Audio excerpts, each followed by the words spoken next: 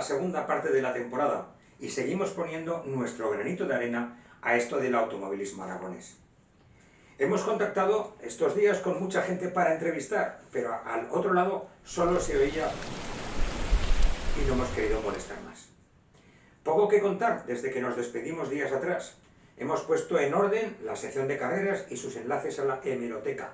Hemos corregido diversos errores que tenía la página web. Hemos podido colgar todo el archivo de Juan José Cabello, que nos prestó Marta Cabello. Y lo que nos faltaba del archivo de Fernando en la Barquilla, que nos inundó a fotografías e información. Y en cuanto a lo que viene en esta segunda parte de los campeonatos, pues lo más próximo, el 17º Rally Bajo Aragón, este fin de semana, donde se decide el campeonato de rallies. Los aspirantes en pilotos, Lecha y Pina, con un abandono cada uno y unos exiguos 8 puntitos de diferencia. En copies la cosa aún está más complicada. Belén Maniega y Carlos Serrano empatados. Y en clubs, un poco más difícil lo puede tener la Escudería Santa Bárbara para arrebatar el título al Automóvil Club Zaragoza.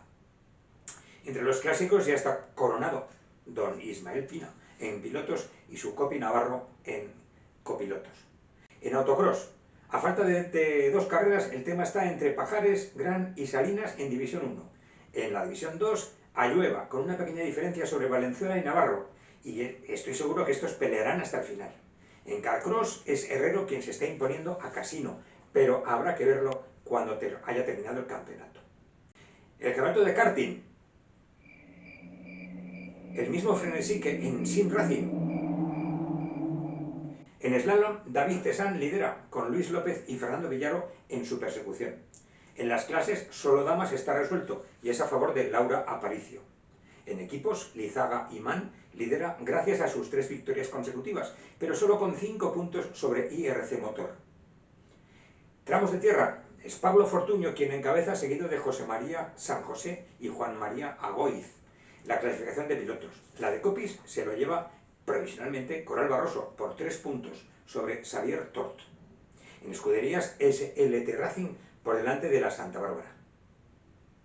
La velocidad en circuitos es para Ander Gamón por delante de Carlos Sanz, a falta de la última prueba de diciembre en Montmeló.